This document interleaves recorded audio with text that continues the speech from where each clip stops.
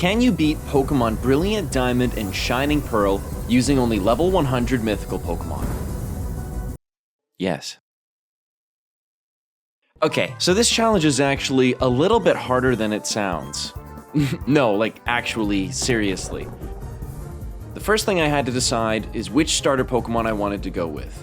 The hardest decision in any run is always which starter to pick. Would I pick Jirachi, the Wish Pokemon, Mew, the new species Pokemon, or Manaphy, the Seafaring Pokemon? Oh, come on, that's a pretty good edit, eh?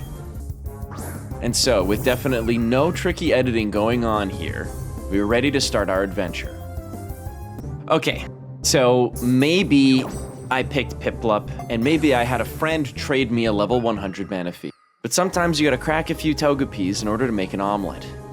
But here's the thing, this challenge isn't exactly easy. When you have a level 100 Pokemon, it doesn't obey you. It may be loafing around. It may hurt itself in confusion, and it might just completely refuse to use the moves you ask it to do. So this challenge is actually a lot harder than it seems. I can't even describe to you how agonizingly long it takes to beat trainer battles. Here's one example for your consideration, fast forwarded to an amount that you can't even fathom.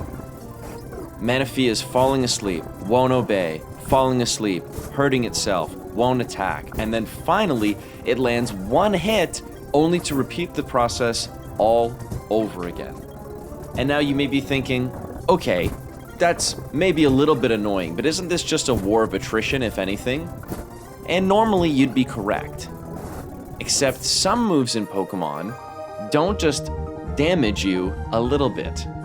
And so, when I tell you in absolute and complete sincerity that the first gym was the hardest battle of this entire challenge, I hope that you will believe me. That the footage you are about to see will thoroughly convince you of this fact. At our power, the typing matchup should be completely irrelevant. And well, technically they are, because that wasn't our problem here. The thing that's the most crucial here is if Manaphy will even attack at all, and when. Because Onix has the move Bind, which does a fixed amount of damage every single turn. So regardless of our tremendous strength, Rourke has us beat, because Manaphy won't listen to us. So despite the fact that Onix is only level 12, because of the fact that Manaphy won't listen, I actually white it out. And it's a good thing that this isn't a Nuzlocke, but to be honest, it's still pretty embarrassing. And then I lost again on the second attempt. And then yet again on the third attempt as well. And I don't know if you already know this and can see it coming, but Onix has the ability Sturdy, so even after we hit it the first time, we still have to hit it again in order to knock it out. But somehow, miraculously, on the fourth attempt, Manaphy was able to clutch out hitting Onix twice within a reasonable amount of time. But then that's when it dawned on me. I forgot that Rourke has a third Pokemon. He sent out Cranidos, and I'll be honest, I was scared. We were so close, and I had no idea what to expect from his ace Pokemon. But that's when it happened. In an absolute stroke of pure luck, Manaphy willingly hit the Scald on the first attempt. I was so happy. This is only the first gym. How is the first gym this difficult for a level 100 Pokemon? How is it this hard when we're using a water type? I did my absolute best to dodge every single trainer battle that I could. Why wouldn't I? It's not like I need to grind any XP, and when I arrived at Floraroma Town, it was perfect. Because this lovely elderly couple were gracious enough to give me a gift Mew and a gift Jirachi if you've played the other Pokemon games on this profile. And I wish I could use them, but unfortunately they're level 5, and I made it explicitly clear that this would be a level 100 mythical Pokemon challenge. So unfortunately we can't use them. Could you imagine? Did I get you? Did you believe me? But in order to make this challenge a little bit challenging, I gave Mew the moves Transform and Metronome, so that at least that part would be random.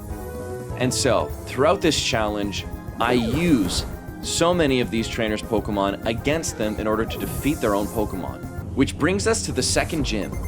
The thing that's funny about using Mew to use Transform is that you copy all of their stats except for their HP. And despite how things went in the first gym, I really wasn't worried about the second.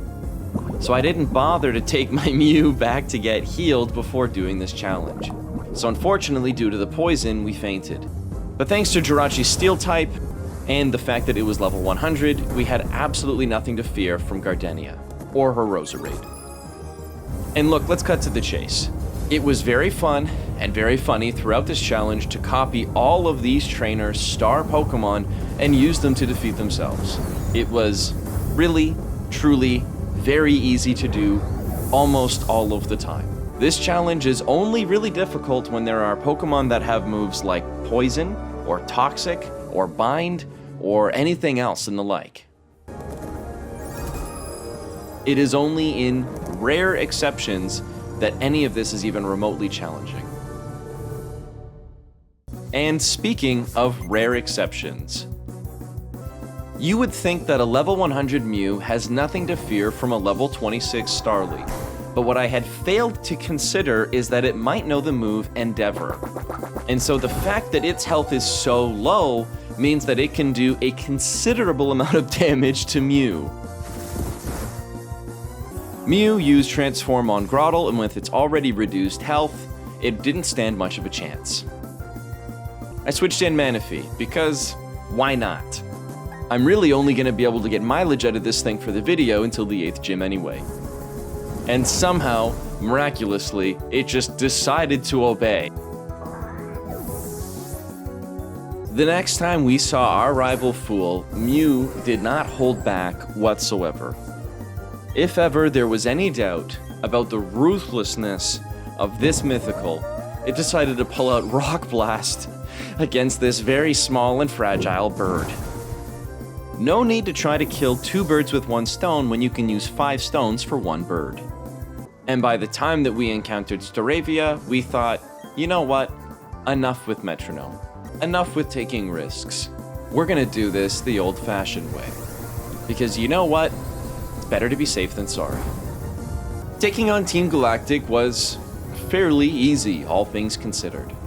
I thought it was genuinely fun and pretty funny to take on all of these evil masterminds using, well, for the most part, their own Pokemon against them.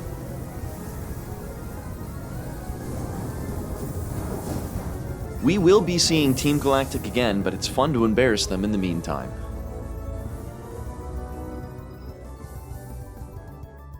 Throughout the run, Mew, using Metronome, was often very humorous. Sometimes it would use Teleport to flee from an enemy that it really had no business to flee from. And other times it would use Fissure when it was woefully unnecessary. And unfortunately, at the 7th gym, her Abomasnow hit a critical blizzard.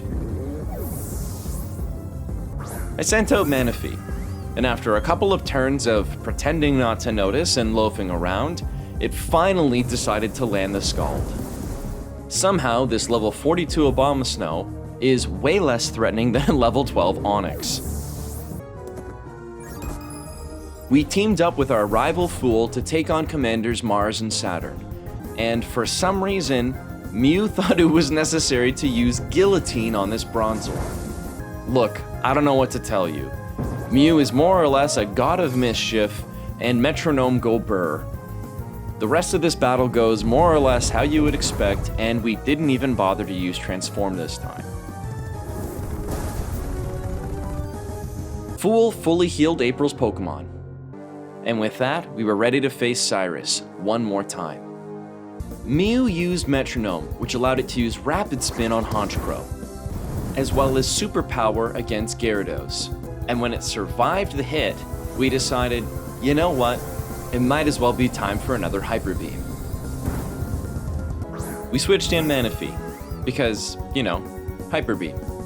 And for some reason, it decided to hit Scald on the first click. You know what? I'm not gonna complain, and we certainly take those.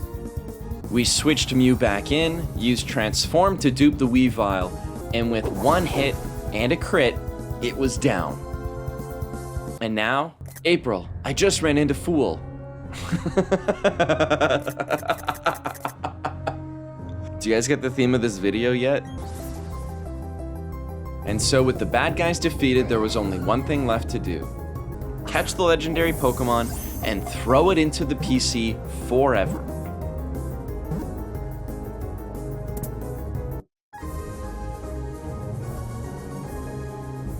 And so, after everything we've been through, we finally encountered the man of the hour. Our hardest challenge yet. Sailor Luther. Do not let looks deceive you. He is, in fact, our kryptonite. This man is a problem.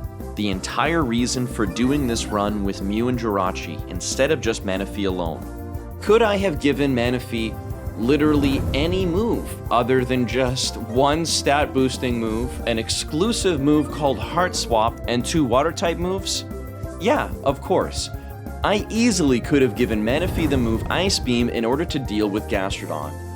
Okay, when I originally started this video, I thought that for some reason in Brilliant Diamond and Shining Pearl that it would have the same programming from the older Pokemon games where sometimes the Pokemon would just pick a different move than the one you selected. So in that vein, I tried to give all of the mythical Pokemon all of their signature moves and any move that could potentially be hilarious for them to choose when I don't want them to. But I, for some reason, neglected to know that it works differently in this game. Whoops. And so because of this guy, and a handful of other reasons, I opted to use Manaphy, Mew, and Jirachi for this run. And so now the only thing standing between us and the Elite Four, as well as having a Manaphy that will obey us on the first time every single time, is this 8th gym leader. Manaphy wasn't willing to attack Raichu, but it didn't hold the same reservations against Abapom, and honestly, I don't blame him. Strike 1, no swing. And now, in a twist of fate, despite the fact that Manaphy is now facing the 8th gym instead of the 1st gym, and despite the fact that they are electric type, or at least have electric type moves, what's up with this generation? It is infinitely easier for us to tank these moves that we're weak to than to try to survive Bind from Onix. Manaphy eventually listens to us and knocks out Octillery. Strike 2 and a miss. And with Manaphy at half health, just absolutely swinging for the fences and getting nothing, we opted to switch for Mew and to drop another Transform. Sorry Volkner, but my Luxray is better than yours, and it's better than your Raichu too. It's a small thing, but I'm actually really excited to have a Manaphy that'll actually obey me on a consistent basis. Although, in a way, the challenge of the run ends here. And with that down, we were ready to face the Elite Four. There's really not much to show here, except for me using Hyper Beam to obliterate Trainer Fool. Look, you know how this goes, right? Pokemon Trainer sends out prize Pokemon, Mew uses Transform, Drapion is the only one that survives because it gets a critical hit. Wait, what was that last part?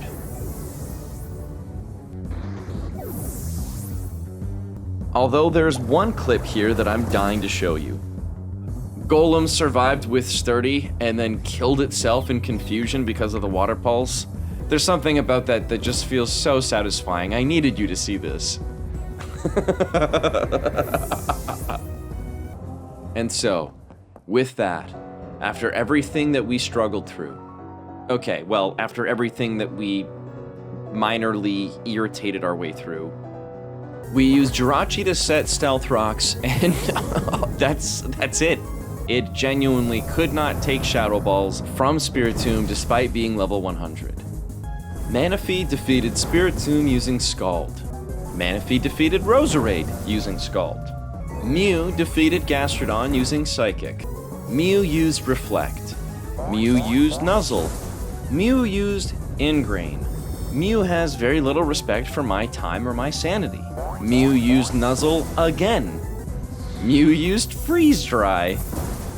And finally, this war of attrition came to an end when Milotic finally succumbed to its burn. It's kind of poetic, actually. Manaphy defeated Lucario with Scald. I can't remember the last time I was put in a corner like this. Cynthia, please, there may be children present. Mew used Hyper Beam, and actually Garchomp survived. And then Garchomp set up Swords Dance, and there is nothing quite so scary to me as that compared to anything else in the world. And Cynthia was able to use a full restore while Mew had to recharge. I contemplated using Transform, but if Garchomp goes for Dragon Claw, that might be a one-hit KO against the weakened Mew. I opted to go for a Psychic, hoping that it wouldn't knock out Garchomp, because I wanted to get that juicy clip from the beginning of the video. Thankfully, that left it at half health, and we were able to obliterate it and this challenge using Hyper Beam. And against all of the odds, despite all of the haters and the naysayers out there, we were able to beat Pokemon Brilliant Diamond using only level 100 mythical Pokemon. I knew everyone said it couldn't be done. Surely someone can't use Manaphy, Jirachi, and Mew to beat the Elite Four. It's never been done. It's impossible, some of you may have been saying. Yes, I mean, okay, obviously look at the date today, right? If you're watching this the day this released, or do yourself a favor, go look at what day this came out. Ponder for a moment my intention with the first 20 seconds of this video. But lo and behold, it is possible. And if there was any doubt, April Fools. Hey, thank you so much for watching. It was a ton of fun making this video. I hope you appreciated it in all of its seriousness and in all of its satire.